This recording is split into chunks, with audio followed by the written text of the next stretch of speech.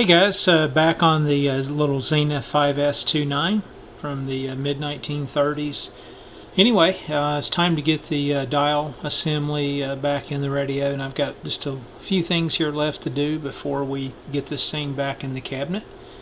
By the way, I've got the cabinet rubbed out, so we'll get this thing back in it and we'll take it for a test drive. One problem I've got, again, after I get the dial face back on the radio here and get the two pointers, the red pointer and the white pointer back on, I need to get my dial glass in. And again, in the dial glass itself, there's a piece of this old cork, and you can see it's used up. And that sits between this ring that holds the glass in place. So this will be underneath the area. Anyway, let's recreate that piece real quick. I've picked up some cork from a local hobby store. Okay, here's the product itself. Again, some self-adhesive cork sheets. Let me get them opened up here. We'll take a look at it. Okay, here's what we've got, and it does look like it will work. Again,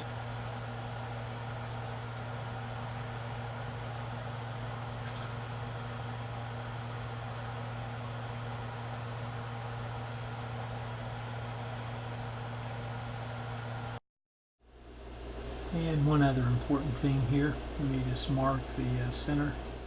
Okay, I've got the circle cutter adjusted here.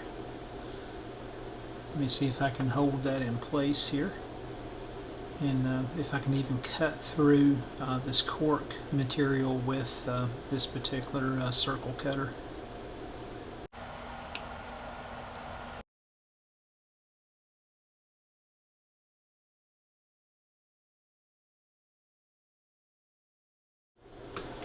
Make a couple passes here. We'll trim up the edges if necessary.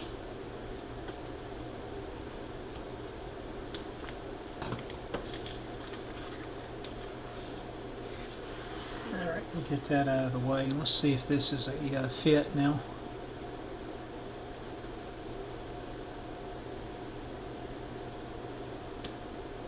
Okay, that looks close enough to me.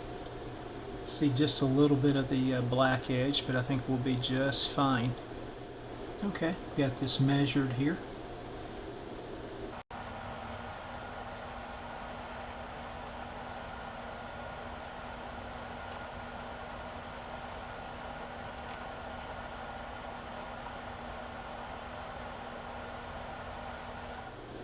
And the difficult part is keeping the stupid cutter there in the middle. So you can see I'm kind of narrow on this one side and fat on the other, but I still think it will serve its purpose.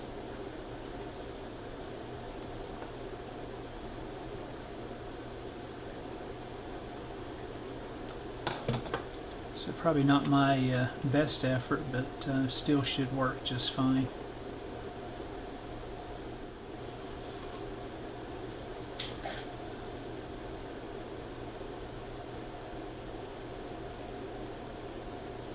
Actually, the product's a little forgiving, and there's a lot of flexibility in it, so I can just form it back here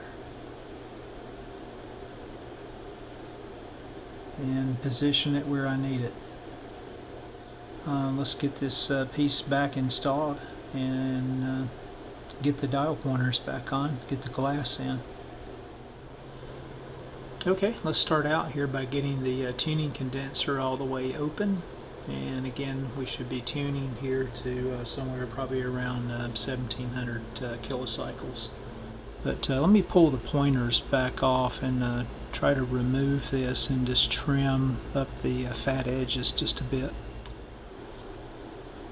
Okay guys, update, I cut a second one and did a better job here keeping it more narrow. What I did was pull the adhesive off the back and laid it down and then cut it, because before the cork was just wanting to swim around on me, and this held it in place and was able to get a much better cut.